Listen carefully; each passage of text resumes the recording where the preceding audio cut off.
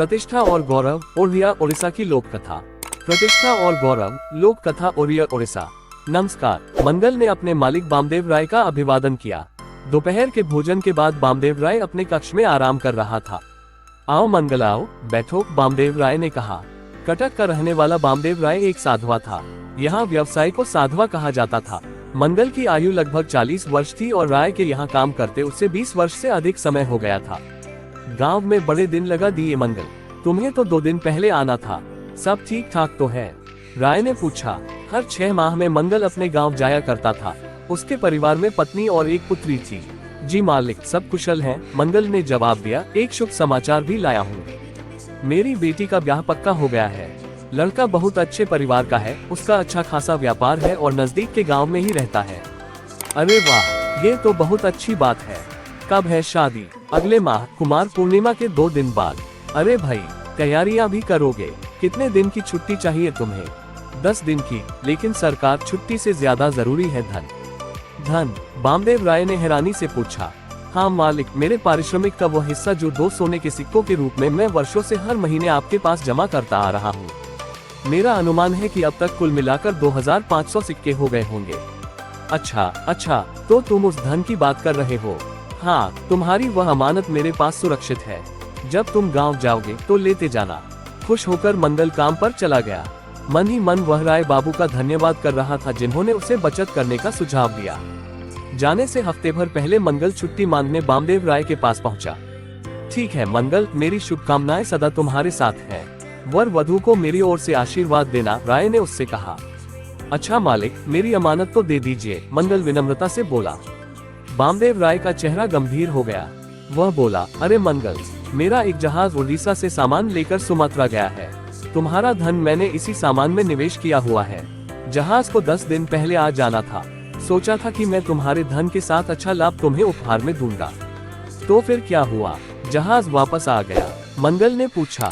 नहीं, खराब मौसम के कारण वह सुमात्रा में ही अटका है।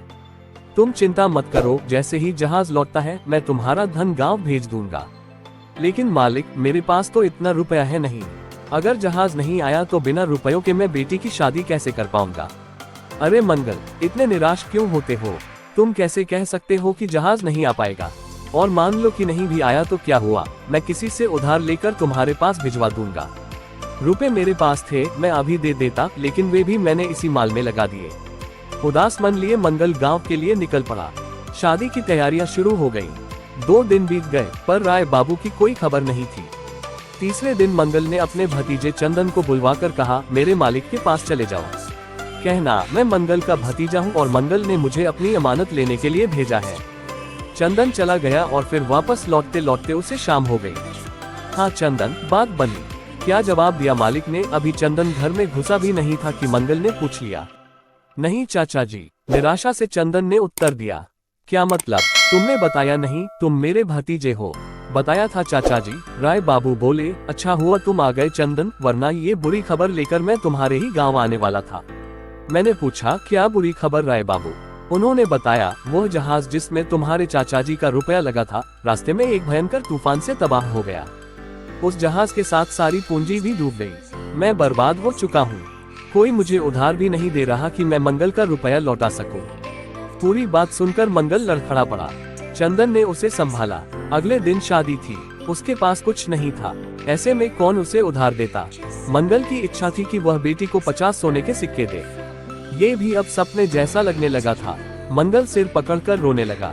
अधमरा होकर वह कोने में बैठ गया और वहीं उसकी आंख लग गई। देर रात उठते ही उसकी नजर अपनी पत्नी और बेटी पर गई। वे दोनों शांतिपूर्वक सो रहे थे।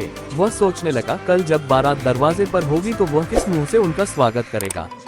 जब दूल्हे और उसके परिवार को उसकी दयनीय हालत के बारे में पता चलेगा तो वे बारात वापस ले जाएंगे। इस रिश्ते को ही तोड़ देंगे। इसके बाद उसकी बेटी से शादी कौन करेगा? अब उसे जीने का कोई अधिकार नहीं है। मंगल ने तय किया कि वह गांव के तालाब में डूबकर अपनी जान दे देगा। जैसे ही वह अपने घर से बाहर निकला, उसे किसी की परछाई दिखी। कौन है वहाँ? तुरंत उसने पूछा।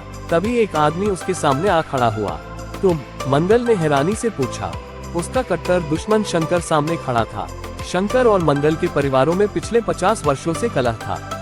2 बार तो ऐसा भी हुआ था कि दोनों परिवारों में मार पिटाई तक की नौबत आ गई थी। तब गांव के बड़े बूढ़ों ने उनके बीच सुलह कराई थी। इतनी रात गए तुम मेरे दरवाजे पर क्या कर रहे हो? मंगल ने पूछा। मंगल, मुझे मालूम है तुम कितने परेशान हो, शंकर ने जवाब दिया। तुम्हें किसने बताया मैं परेशान हूँ? मैं किसी परेशानी में नहीं हूँ। तुम्हारा भतीजा चंदन शहर से लौटते समय मुझे मिल गया था। मुझे लगा वो बहुत उदास है। जब मैंने उसकी उदासी का कारण पूछा तो पहले तो उसने कुछ भी बताने से मना कर दिया, लेकिन बहुत अनुरोध करने के बाद आखिर उसने बता ही दिया कि कैसे तुम्हारे मालिक ने तुम्हें धोखा दिया है, कैसे उसने तुम्हारी उम्र भर की कमाई को बर्बाद कर दिया है। तो तुम मेरी खिल्ली उड़ाने आए हो, मेरी दुर्दशा पर हंसने आए हो। नहीं मंगल, मुझे गलत मत समझो। मैं तुम्हारी सहायता करने आया हूँ।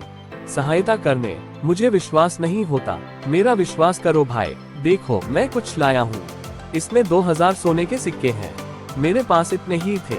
इसमें तुम्हारा काम चल जाना चाहिए। मंगल सिक्कों के थैले की तरफ बड़ी हैरानी से देखने लगा। इसके बाद वह बड़ी ललचाई नजरों से शंकर को घूरने लगा। वह बोला, तुम्हारी हमारी तो दुश्मनी है, तुम मेरी मदद करने क्यों आए हो? शंकर ने अपनी बात रखनी शुरू की। देखो मंगल, मेरी बेटी भी तुम्हारी बेटी की उम्र की है। मैं तुम्हारी मनोव्यथा समझ सकता हूँ। मैं जानता हूँ कि अगर यह शादी टूट गई तो तुम्हारे परिवार को कितने दुख झेलने पड़ सकते हैं। वैसे भी तुम्हारी बेटी सिर्फ तुम्हारी ही नहीं बल्कि पूरे गांव की बेटी है। तुम्हारा मान पूरे गांव का मान है। कल अगर दूल्हा बारात वापस ले गया तो क्या पूरे गांव का नाम बदनाम नहीं हो जाएगा? अरे भाई, अब पुराने झगड़े भूल जाओ और मिलकर गांव की प्रतिष्ठा बचाओ। मैं किस मुंह से तुम्हारा धन्यवाद करूं? शंकर भाई थैला लेते हुए मंगल सिर झुकाकर बोला। अरे धन्यवाद तुम बाद में करते रहना, अभी तो सो जाओ। सुबह उठकर हमें ढेर सारी तैयारियां करनी है, शंकर मुस्कुराते हुए बोला। तारांकन तारांकन तारांकन। शंकर की इस मदद से सभी काम समय पर होते चले गए और मंगल की बेटी ससुराल के लिए विदा हो गई। बस अब एक काम शेष रह गया है, शंकर ने मंगल से कहा। क्या रह गया है भाई? अब हमें जाकर उस दुष्ट बामदेव राय से तुम्हारे रुपए वापस लेने हैं। मैंने सब पता करवा लिया है। माल से भरा जहाज, सुमात्रा और तूफान सब झूठ था। वह धोखेबाज तुम्हारी मेहनत की कमाई को पहले से ही हड़प चुका था और तुम्हें मूर्ख बनाने के लिए ही उसने तुम्हारे सामने झूठ का ये पुलिंदा तैयार किया था। शंकर गुस्से से बोला। लेकिन अब मेरी उम्र भर की बचत वापस कैसे आ पाएगी? तुम चिंता मत करो मंगल, मेरा एक संबंधी राजा का अंगरक्षक है। इस मामले में वह हमारी अवश्य मदद करेगा, शंकर ने आश्वासन दिया। मंगल और शंकर दोनों राजमहल पहुंच गए। अपने रिश्तेदार से मिलकर शंकर ने सारी कहानी उसे कह सुनाई। वह स्वयं उनके साथ बामदेव राय के घर चलने को तैयार हो गया। तीनों बामदेव के घर जा पहुंचे।